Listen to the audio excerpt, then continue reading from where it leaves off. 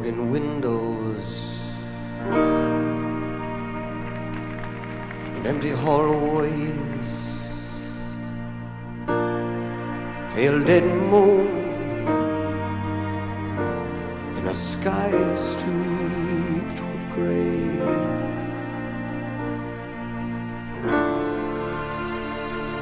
Human kindness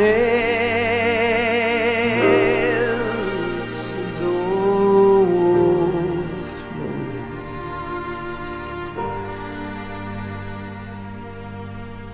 and I think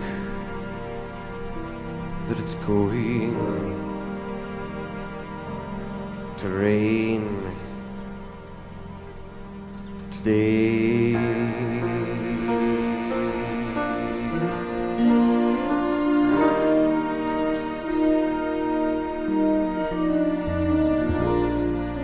Scarecrows dressed in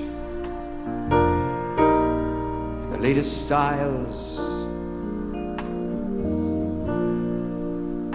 frozen smiles to chase love away. Human kindness. I want to welcome you to Bob's celebration of his life. And first of all, I want to make sure that you know that Bob always said his name as Bob with one O.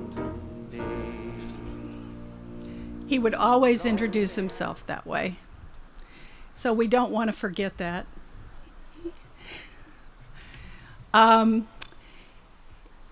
You may wonder why there's so much chocolate candy on the table. Well, we had this wonderful veterinarian, and we used to go there all the time. And Bob was notorious there for only wanting the good chocolate.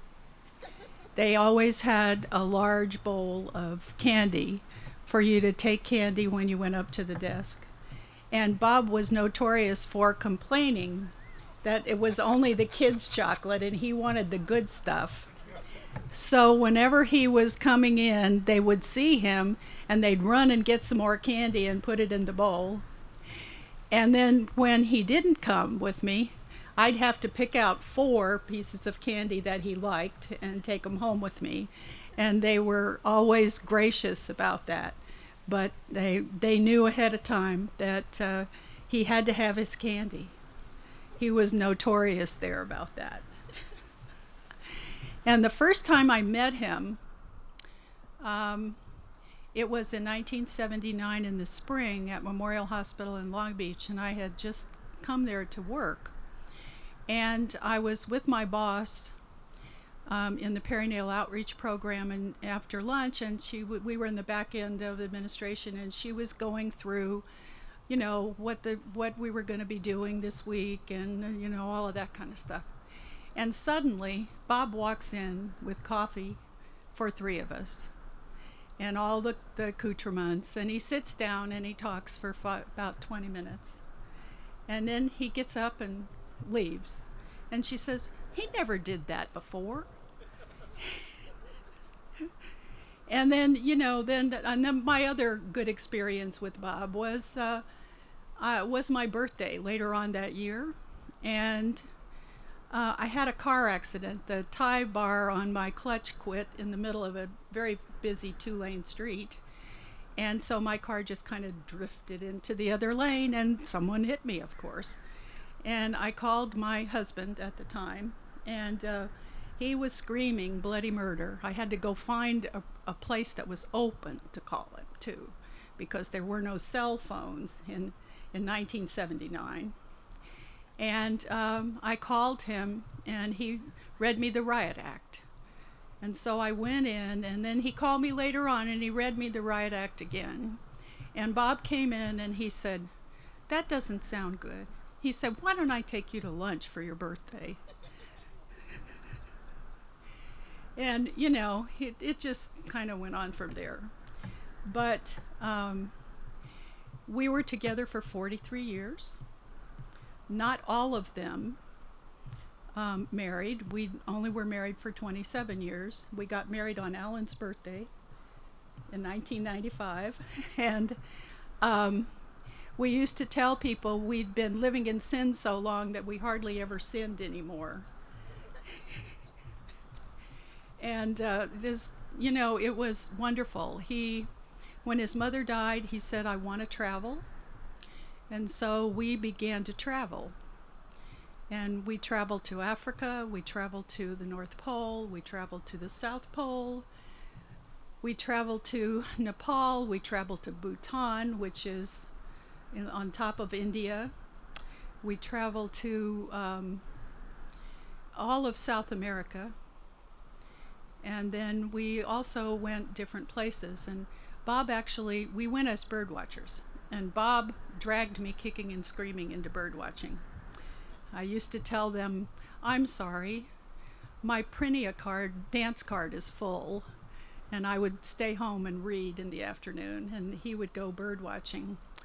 But he went the first time bird watching up to Gamble. And if any of you have seen, and Gamble is an island off of Alaska in the Bering Straits. And if any of you have seen The Big Year, I recommend it highly because it's really what bird watching is about in the United States. And it's quite funny anyway. It's a good movie. But he went there to Gamble, and he said it was like going to watch all of these birds that were half brain dead. And they stopped at Gamble, and it was because it was in the United States, it would qualify for their North American list. And they're all trying to get the most in the year that they can of the North American birds. So he went there, and then he went out to a place way out in the wilds, and to see this bristle-thigh curlew, and he had to rent a truck to go out there and see it.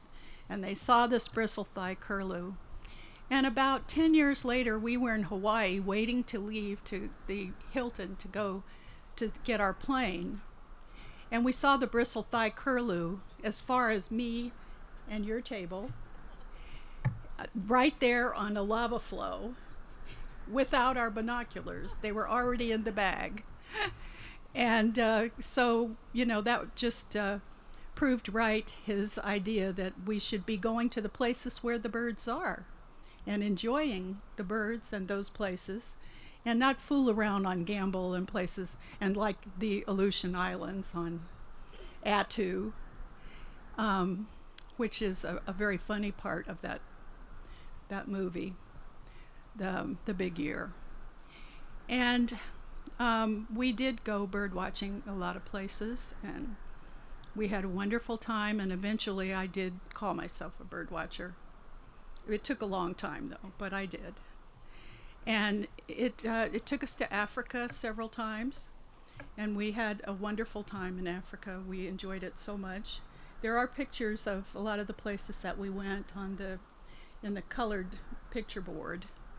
And thank you to Jenny and Zach for putting the picture board together for me today. And yes, a drink to you. Yes, clapping is appropriate. And the music that we've been playing is some of Bob's favorite music. He was really fond of Neil Diamond, and especially the Hot August Night album.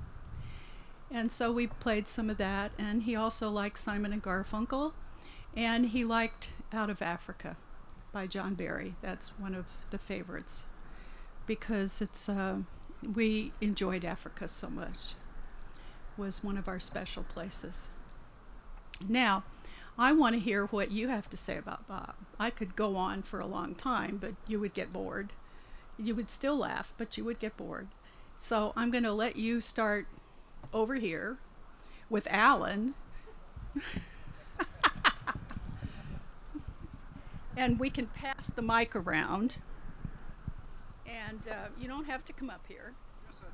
Well, okay, if you like a lectern in front of you, that's okay. I volunteer to be the first one.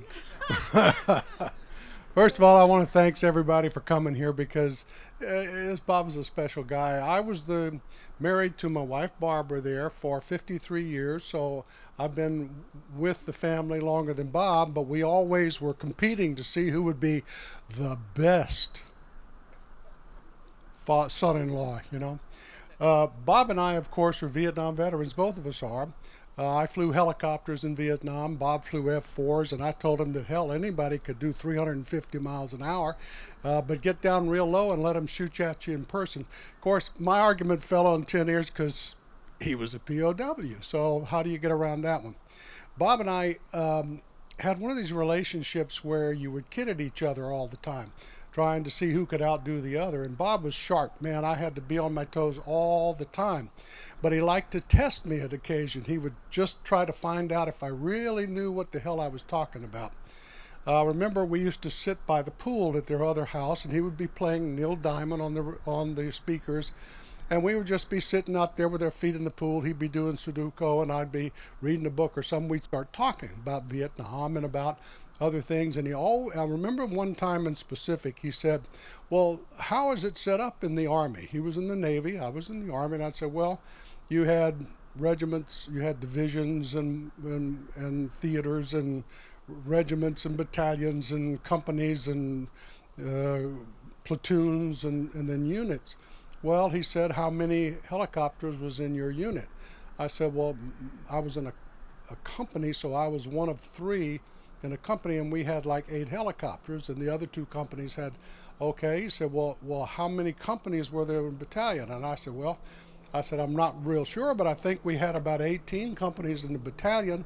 He said, well, how many men was that? And I said, well, I started adding it up in my head, and he said, okay, well, how many battalions were there in a regiment? So I'm going, I don't know how many battalions in a regiment. And so I figured I'd turn the tables on him. I said, okay, how many are in a company in the Navy? He said, well, my squad had 6 jets.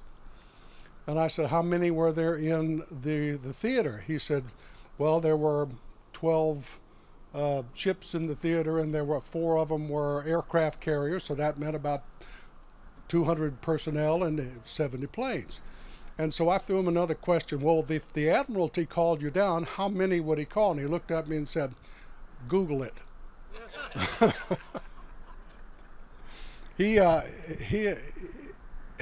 Bob could to adjust to any situation that I've never seen somebody adjust like Bob does. And as he got older, of course, when you get older, as some of us in the audience might remember, your eyesight starts to go a little bit, and at night you start having vision problems, right? It gets dark, you don't see so well, so you don't want to do things like drive. Well, we were in Hawaii, and we were coming back from Hilo, and it started getting dark, and he said, we need to get back here quick, because, you know, his night vision wasn't great. So it hit dark. I mean, it got dark. We were halfway there. These small roads in Hawaii, all you could see was a little white line on occasion down the left side. So Bob thought quick and decided that he was going to drive by sound. Now, here's how the sound went. I hope you don't mind this, Carol. Sound was going click, click, click, click, click, click. Then it would go brrrr. Then it would go click, click, click, click, click, click, click. But finally we made it home, and I said, Bob, hell of a job. He said, yeah, I had my eyes closed most of the time. Bob was one of those fellows who, Barbara, what was that story I was supposed to tell? My wife, Barbara. Oh, who? Your dad and Bob? Oh, yeah, I'm stupid. Okay. My Bob and Carolyn's dad. Now, Carolyn's dad was a wonderful guy who I got along with great, but he had a certain look about him, you know, as all of us do. And these friends of ours came for a large celebration at our house, and one of them was from the Miami area. Now, the connection was that their son was born the same day as our first daughter. In fact, they were born just an hour or so apart. And what had happened was I was in the room, she went into labor, they moved us to delivery, and I went with her to delivery, and she says, where's the camera? I said, camera? She went, yeah, camera. So I went back to get the camera, and they had moved Chris into the room. Well, I'm stumbling around trying to get the camera, and of course my hands are shaking like that. First father thinking I could really do this, right? So I get the camera, and finally get the camera, drop it. There's no film in the camera. So I opened the thing, and I'm trying to open the box of film and trying to put the film in, and her husband, Ricky, so well, let me help you. Well, his hands are shaking too. He's the first father. So they have the two of us there doing that, and finally Chris says, oh, give it to me. And she went, wait, okay, I can take it now. And she fixed the camera, right? And she handed it back to me, and I got some pictures. Well, that's how we knew these people that I'm telling you about. So they came to stay with us, and we had them staying on a little air mattress in one of the front rooms, and they went to sleep. They got there late and had to leave early the next day. So they went to the bed, they went to sleep. Bob and Carolyn were already here. Well, Bob does walkabouts, you know. Bob was already asleep, and so they didn't meet him. But he does walkabouts at night. So he walked into the living room. He's standing over to see who these people were. He didn't know them on the floor. And the woman woke up and saw him standing there. And Bob nodded at her, you know. And she looked at him, and she went back to sleep. But the next morning she told Bob, she says, I saw your father last night. He was a ghost, and he was right over me. So who says women don't marry their dads, right? All right. Different punchline? Yeah, that's what she says. That's Bob. She just looked like Daddy. Who else would like to speak here real quick? Anybody? Let me move the mic around then. How about you, my friend?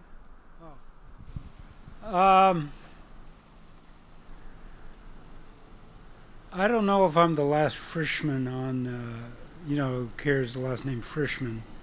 You know, I've talked to Harry, and there might be one or two still around, but none that, you know, none that, one of them that I don't think I've ever met. But, you know, I'm proud to be a Frishman because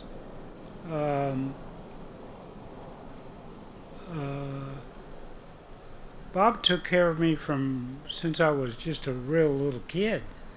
I mean, we shared the same room in Long Beach on Santiago, and you know, that time you know, as far back as I can remember, Bob, you know, when I was in elementary school, he was in high school, and Bob was very popular, and you know, I really admired Bob because he always made friends, you know, in school, and that was special, and you know, I tried to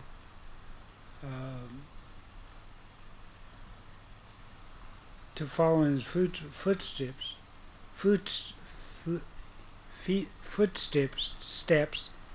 but you know, I wasn't half as classy as he was, but he always had time for me. And you know, my father, you know, always had a little time, but Bob taught me things like, you know, how to make friends, even though I was never great at it. But Bob, you know, basically took me to the golf course, because Bob used to be really good. And I said, God, if I could be as good as him, that would be but I never amounted to that. But, you know, then we kind of drifted apart. Bob went up to college, up Northern California. And then he became, you know, then he went into the Navy. He went to become an officer and went to flight school. And I can remember the time that he was in Meridian, Mississippi. Me and my mom and myself went back to visit him and his first wife. And I remember that's one of the things I remember, and that was probably in the early 60s. Maybe, I don't know, I was in high school, I believe. But, you know, of course when you're young and you have a brother, and sometimes, you know, I treasured him a lot, but of course we didn't agree on anything. I mean, we didn't agree on everything, but we did agree, you know, we still got along, and we knew that we were brothers.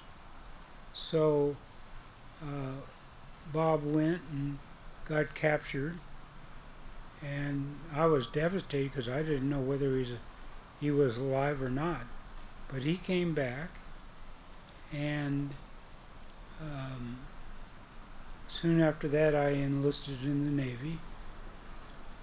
And at first we weren't very close. I was stationed in the same, I think one time I was on the East Coast in Virginia, and he was out in San Diego. But finally he suggested, you know, I try and get a transfer, and I got transferred to San Diego, not to Miramar, but to an area closer. And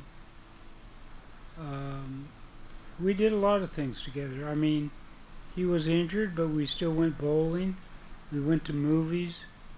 I mean, it was like life hadn't been better, you know? I mean, you know, you're really spending some quality time with your brother. And then, you know, he retired, and he went to work for the hospital. And then my mother and father passed away, and after my mother passed away, he suggested, well, why don't I come down? I was living in Long Beach, and why don't I just come down to be closer to him?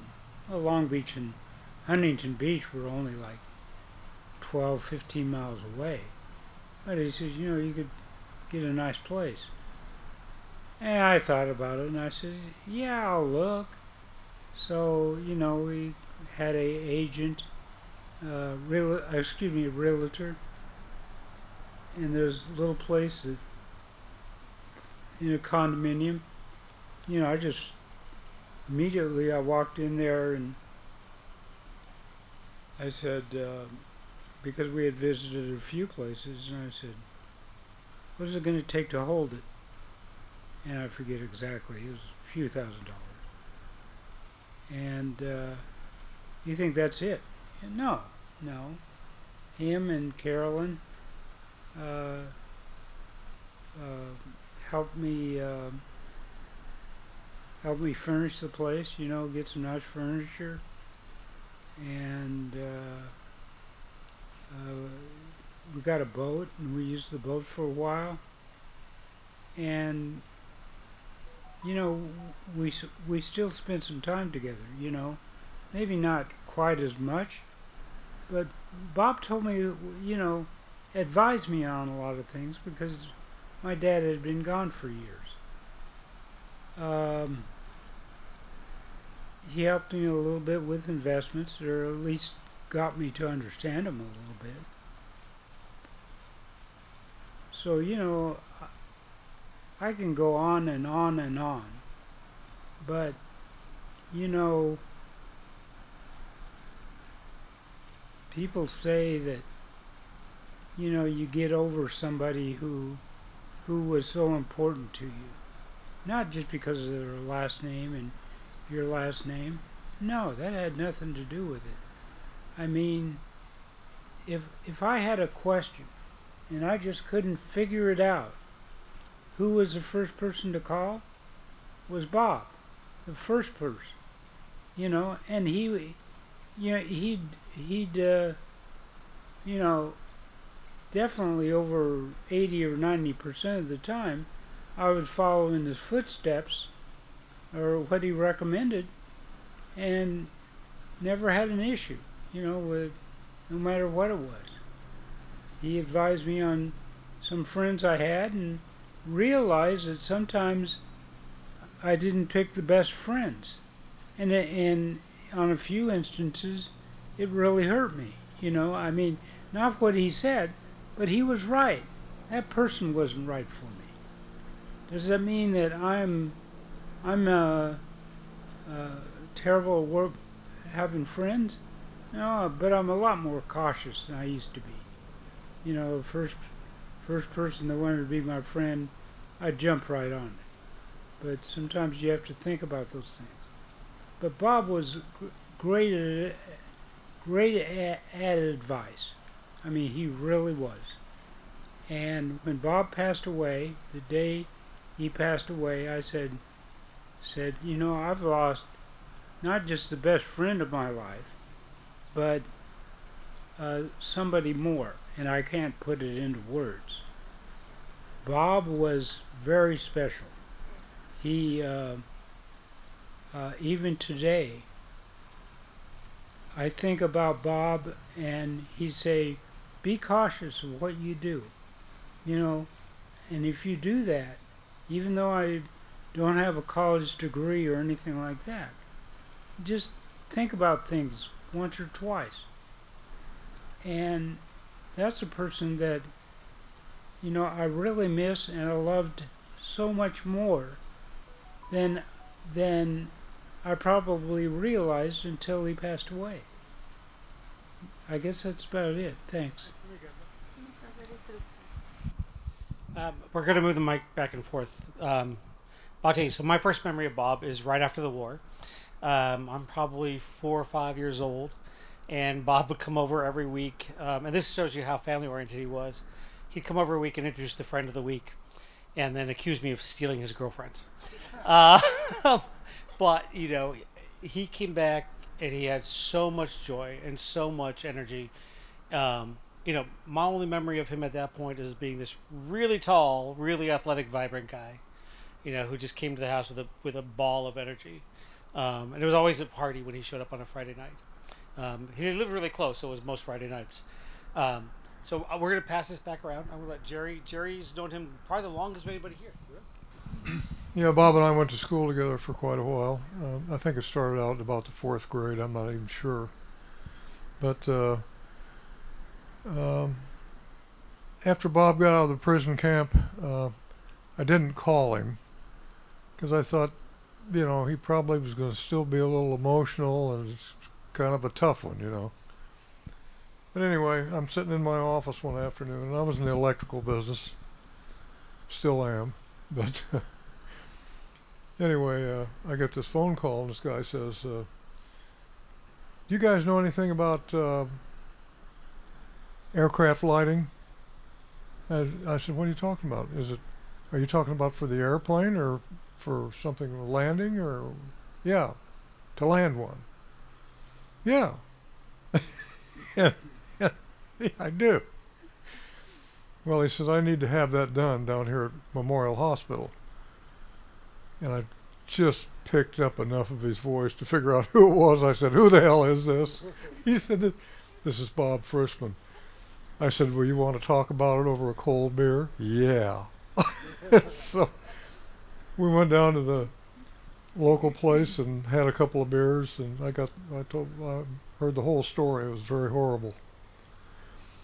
But the funniest thing I think that we did to Bob was I did quite a bit of electrical work down at the hospital down there, and a guy by the name of John Jeffries, who was the manager at the maintenance department, called me one day and he said, "Hey Jerry," he said, "I'm getting ready to give a speech to some of the hospital employees," and he said, "Have you got time to go to the bank and get some $2 bills?"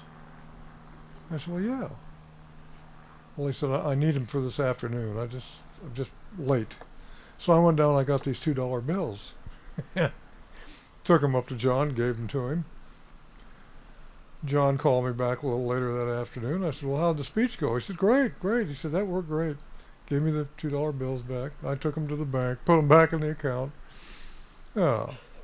It wasn't more than about a week later, I get this call from Bob, and he said, "Jerry, why didn't you tell me about the money you gave John?" He said, "That doesn't look good." He said, "Harry found out about that." I said, "Oh, God." You know, he hammered me about that for 2 or 3 weeks, maybe months. So to get even with him, John and I talked it over, the maintenance supervisor, and I said, well, let's get a little even with Bob. So we talked about it a little bit, and so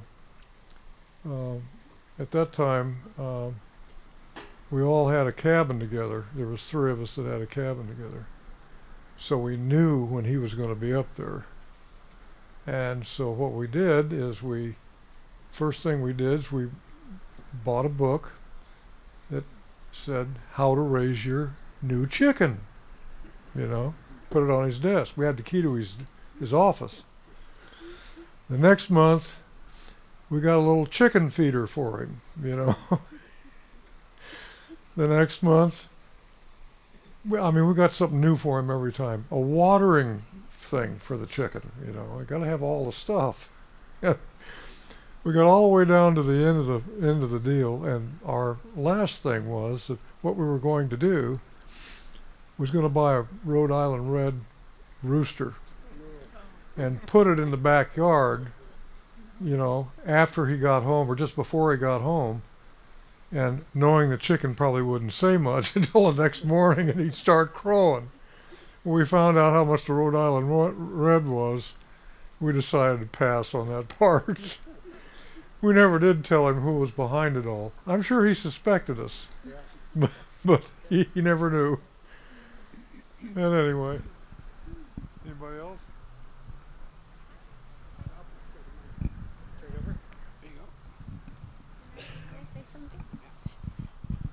Hello? Oh, that's loud. Well, when I first met Bob, I didn't really know what to think of him. He kind of kept him to himself, especially, you know, at Huntington House. He was always in his office doing stocks. However, over the years, you know, we started sharing our life experiences, and, you know, we became very close. And he showed me how caring and, you know, and giving he was, but most of all, his sense of humor. I really love his sense of humor. He used to make me laugh all the time. I remember every morning we would, you know, have a cup of coffee together, you know, have a small talk. And I asked him once if it was hard to land a jet, you know, at night. And he said, nah, it really wasn't. All I had to do is close my eyes and start praying. That was hilarious. That was very funny. Also, I remember one time I went upstairs into his room, and there was like a huge stain on his carpet, coffee stain. And I said, Bob, what happened? He looked at me and he said, those damn cats.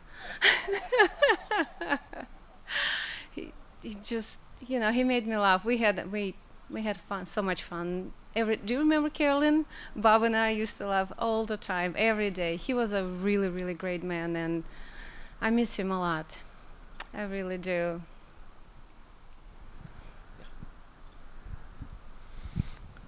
Well, my name is Richard Collier, and I'm one of the notorious Collier clan, Carolyn's brother, Barbara's brother. Alan's my brother-in-law. And Bob became a brother-in-law who I hadn't seen, you know, for a long time before he showed up at our house in Antioch, Tennessee, along about 1988 or so. Carolyn was visiting. Our family's from Middle Tennessee.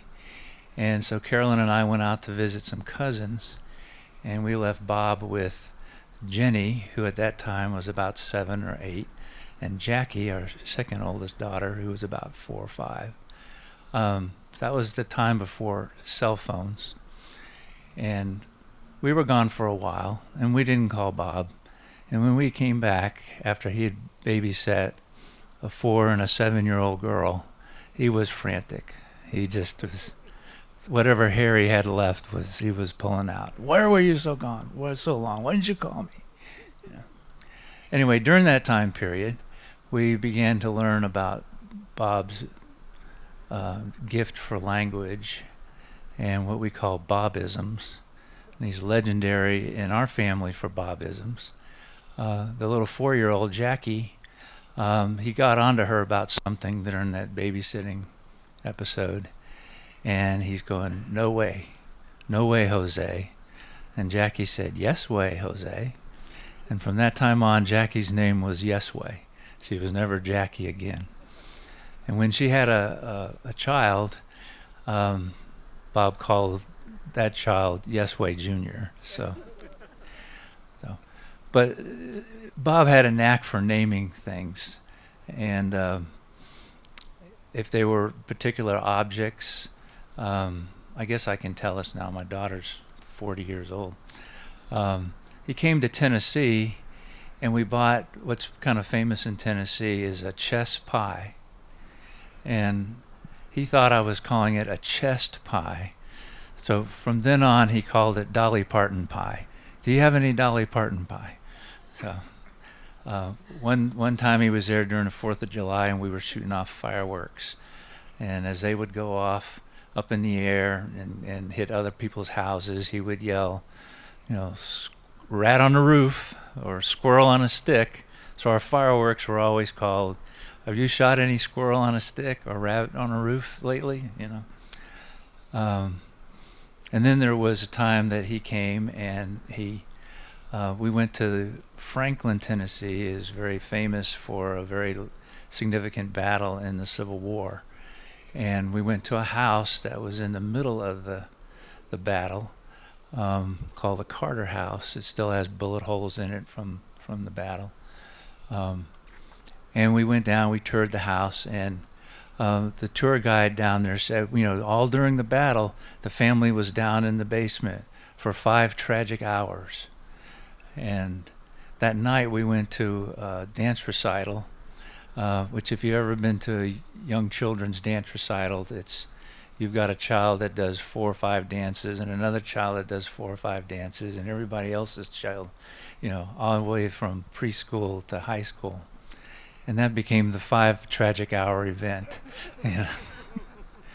From then on, you know, have you had any 5 tragic hour events lately? And he was a knack for, if he saw a sign, I'm making fun of it. One time we went by a hardware store, and it said drive through lumber, and he said, I don't think I want to drive through any lumber. But he's legendary in our family for naming things. He's also legendary in Middle Tennessee now, because he brought with him a recipe for chicken tacos. And this is what my wife wanted to talk about, but she couldn't be here today. And we had never had chicken tacos before, and we couldn't figure out what they were. But he fixed the whole 9 yards of chicken tacos. If you've ever had them, they're wonderful. And every time we have a special celebration, we lay out all the goodies for chicken tacos. And so our friends and family members are always asking for Bob's famous chicken tacos. So he's legendary. We miss him. He was a lot of great fun to talk to, and he always had something spry to say whenever I was with him. Thank you. Who'd like to go next? Okay. Here you go.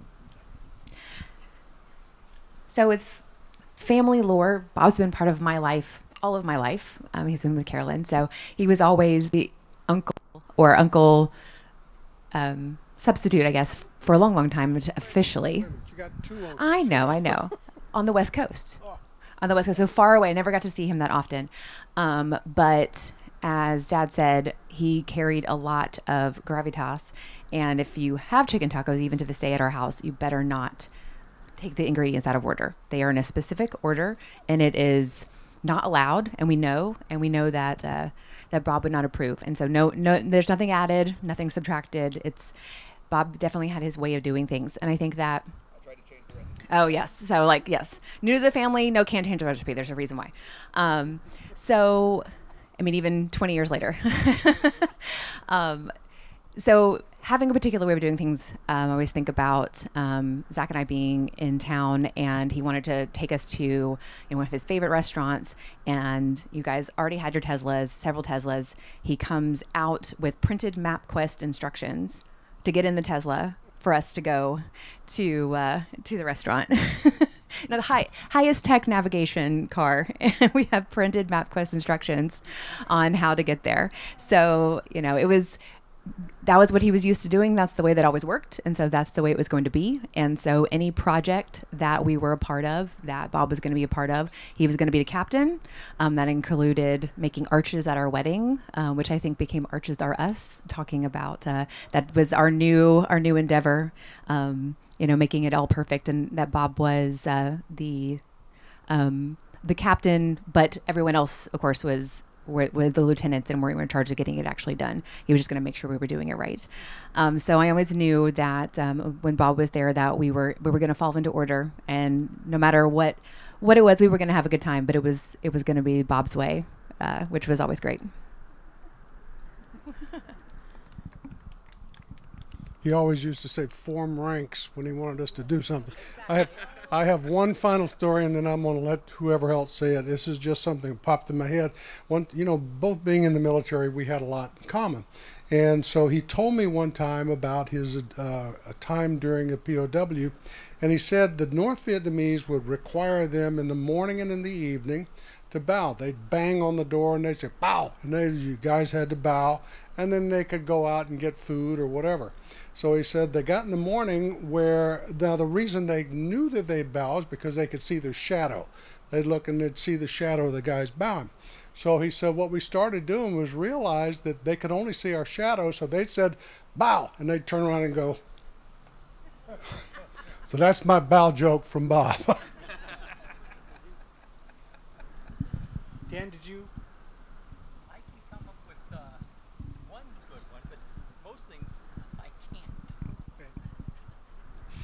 can't. The one story I could mention that I can actually talk about is Bob and Carolyn coming up with their Tesla when they got the new Tesla. And Bob wanted to show me how good it was. So we went over in front of Notre Dame High School, and he put his foot down, and we took off. And I immediately grabbed onto things and said, "Excuse me, I don't like going that fast." And he goes, "You haven't been in a jet." He goes, "You need to come up in a jet with me." And I said, "Yeah, but not in front of a high school, okay?" Then he asked me to drive it, and I went, "There's no way I'm getting behind your wheel." Somebody else like to go next, or Mom, Steve? Well, I'll tell about Bob teaching me how to drive the Tesla self-driving test. So, as you guys know, the Tesla has massive navigation, and Bob had full self-driving. He was very proud of the fact that he had passed the test to get the full self-driving, and he convinces me to go out drive with him and Carolyn. And I'm used to a regular car, so I'm already a little nervous. And the car is kind of acting a little jerky, trying to figure out where the cars are around, and he's giving me instructions, and and I do something wrong, and he's like, no. I'm like, okay. And it's like suddenly being 16 again and learning how to drive all over again, which is very weird in your 50s, by the way. Very strange experience. But we're driving, and he goes, turn right. And I go, turn right. He goes, oh, that's all wrong. And then about 5 minutes, like, oh, actually, that was my fault. And so that was, Bob managed to turn me to being a 16-year-old again in my 50s, which was actually a really wonderful experience, probably one of the best things. The one thing I do want to talk about with him, which, everybody knows Bob's sense of humor, and everybody knows what big shadow he casts, but he taught me about stock puts. And, we're doing this, or we're going through the math, and I had never realized until that point how truly brilliant he was at mathematics, and what a searing intellect he had, because his sense of humor and his joy of language were so upfront. But he had, the man had just a truly first-class mind, and it was a joy and a privilege to learn from him. So I don't know who wants to.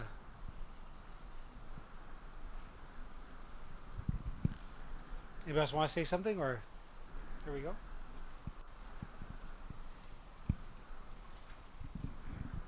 I will pass on a little story that Bob told to me. It was pretty funny. Apparently Bob was jetting along, and he picked up some flak and messed his airplane up coming back from a little mission he was on. So he had to land at the nearest airport. Well, it turned out that it was a Marine Corps station. So he landed there, and Bob said, you know, they were awfully friendly. He said, Lieutenant, why don't you just go ahead and take the Jeep on into town and we'll take care of your airplane. Be ready for you in the morning. So Bob went into town, had a couple of beers, had a nice dinner, and went back and went to bed. Next morning he gets up. His airplane had been cannibalized. They'd taken the rockets off of it. They were his. They'd taken some of the radio equipment off that the Marine Corps did not have that they wanted. And they put new tires on it and this and that. And said, "Oh, okay, your airplane's all ready to go." So I said, "Thank God." He said, "My captain had a little more rank than this guy did."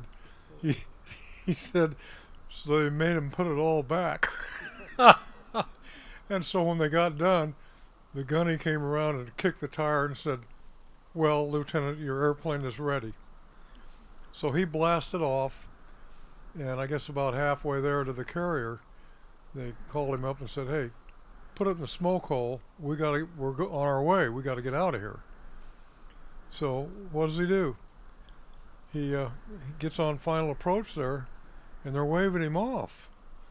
And they told him he was low state on fuel. He didn't have enough fuel. And so he went ahead and landed the airplane anyway. Yeah, so out comes this sergeant, and he said, "Lieutenant," he said, "the captain wants to talk to you." And old Bob says, "Oh my, getting an award or something?" Yeah. Well, you'll have to talk to the captain about that. So Bob goes up to the captain's quarters, and he goes in there and gets the official salute and all that. and the guy's got this big cake sitting in front of him with 100 lit candles on it. And a big congratulations and all that. He said, "How do you like the Navy, Bob?" "Oh, just fine, sir." "Well, do you know who you just cut out of the pattern?" "No, sir." He said that was the only vice admiral that we had that was flying an airplane, and he wanted to make the 100,000th landing on this aircraft carrier. And he didn't get to, Bob. He said, "Take this cake," gave him one candle, and the cake, and take it up to your room and eat it, Bob. I said, "You're lucky you didn't get demoted or thrown." He said, "They'd have rather had me put that airplane in the drink." I said, "I think you're right."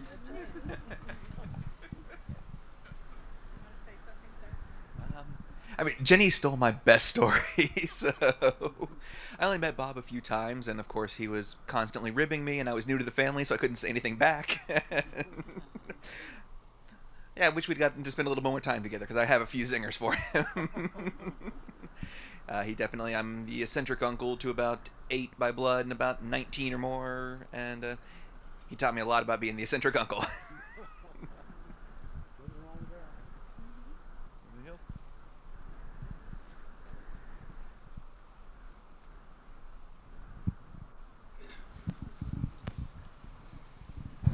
All right, so for those of you that don't know me, my name is Damien. I've only been out here in California for about a year, so I didn't have the privilege of knowing Bob.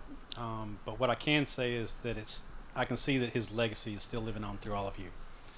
Also, Oksana, I know that she is helped greatly by Carolyn and Bob. She spent a lot of years, helping them and working for them. So I've heard a lot of stories, a lot of great things about his humor. I've heard a lot of great things about how kind he was. And through Carolyn, I've seen how much she loves him, so I know that Bob was a great man. I wish I could have got to spend some time with him. So Carolyn, thank you for all your generosity, your kindness, your empathy, and I love you very much.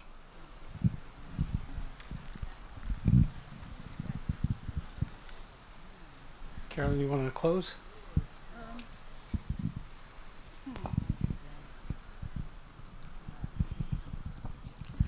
I really appreciate all of you coming and sharing your thoughts about Bob and as much joy as he brought to a lot of us.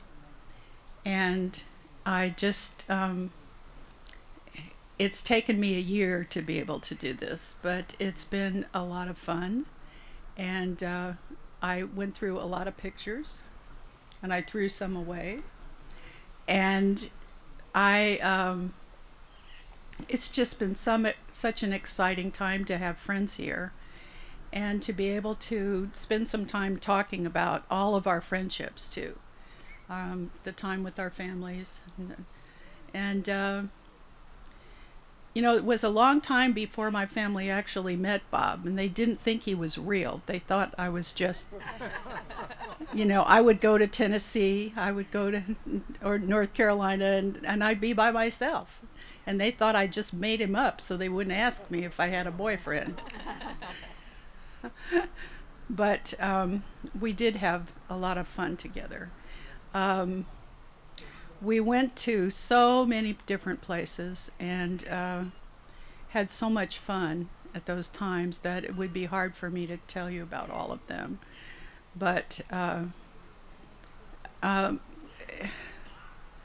he always, on every trip we went on, and bird watching trips, if you don't know about them, they're usually between 6 and 12 people on a trip. So you get a really good look at the country, you get a lot of fun, you have a really good time, and you have a lot of attention spent on you. And he would always pick one woman, usually in her 40s or her 50s, and he would rag on her the whole trip. And he would just, you know, she could not evade him. She could not get away from him. And some people just laughed back and stuck him back, you know, and it was not a problem. But then occasionally there was somebody that was really upset by that. But we would sit in the back of the bus usually, and things would happen. And they would all, you know, Bob would yell to the front of the bus something, and one time when we were in Venezuela, we went into this restaurant, and of course they have steak, you know, a lot of meat in Venezuela, and so it took them a long time to feed us, and a few of us got chicken, and then we saw them about a half an hour later bringing the chicken in the bags from the grocery store. And so I was sick. I always got sick on every trip. And if Bob belched, I had full-blown diarrhea and vomiting and everything you can possibly imagine. And sinus infections too, always. But so we were in this restaurant, and I had chicken, so there were 3 of us, and I was with 2 other women, and we went into the ladies' room, and when I came out, the bus was gone. And I sat down on the bench, and I just waited. You know, I thought, okay, I have no money, I have no passport, I have no nothing, and here I am in the middle of Venezuela. And to add more intrigue, while we were there was a lot of trouble happening with the president at the time, and they actually had the State Department had made Venezuela a no-go place after we left and got to Venezuela. So eventually they came back and picked me up. And what had happened was Bob had been saying, "You left Carolyn behind," and people thought he was just jerking them around. And they paid absolutely no attention to it. But the bus driver had a bad open sore on his arm, and I had been treating it, and finally he noticed that I wasn't on the bus, and he went around and he picked me up. He came back to get me. But then the next time it was still on this Venezuela trip, and we went up really high to 11,000 feet to see this one little chicken-like bird. It just looked like a big chicken.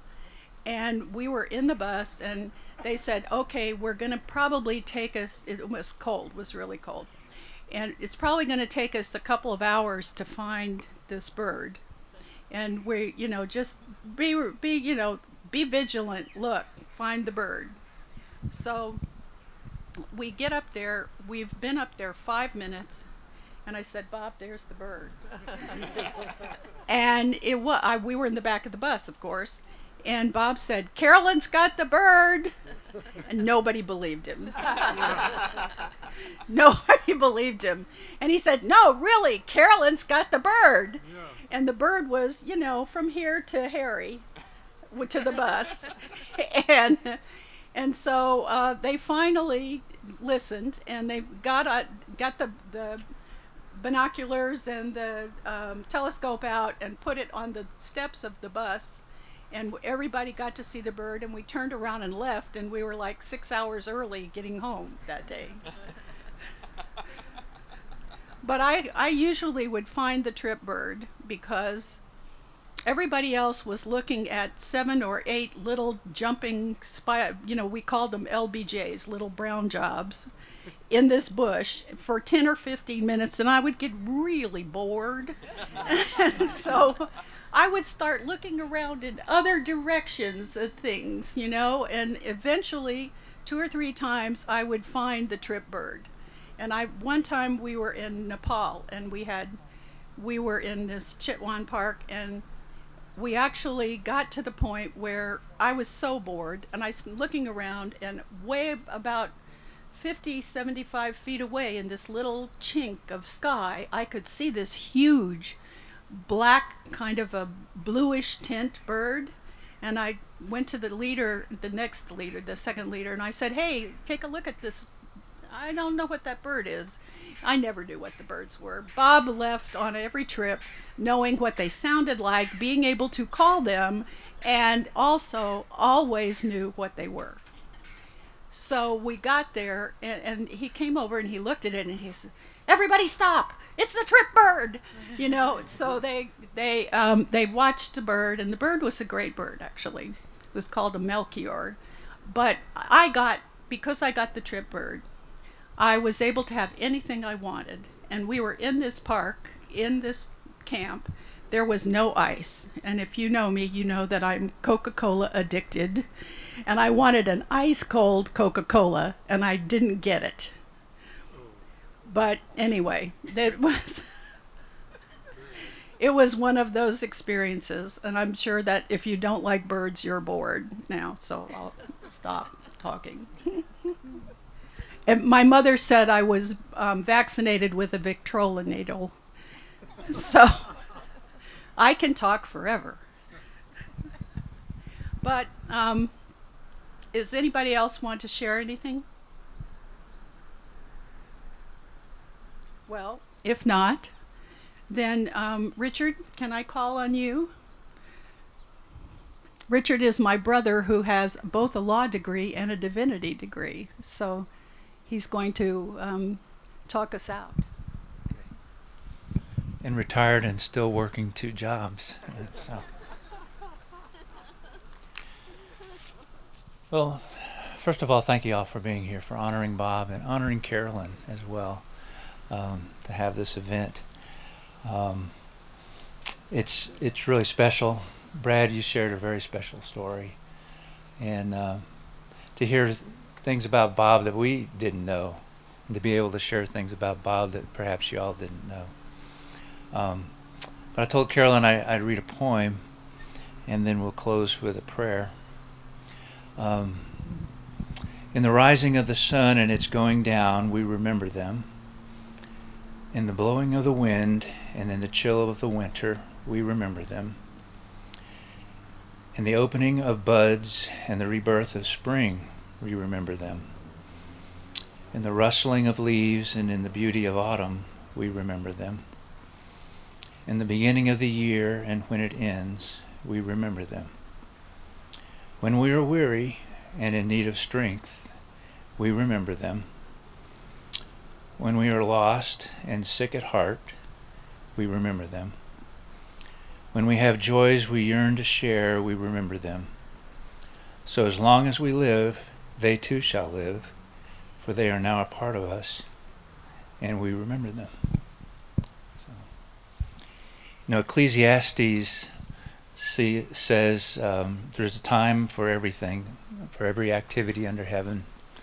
It's a time to plant and a time to uproot, a time to mourn, a time to dance, a time to embrace and a time to refrain from embracing. So as long as we're around, we'll remember Bob, and he will be with us. So if you will bow your heads. Father God, we praise you for who you are as the creator of all things. We thank you, Lord, for Bob's life and for all of his life and friendship that meant to us as we are here today. Thank you for protecting him as you did, even though he may not have realized it at the time. You were protecting him in combat and during his time in confinement.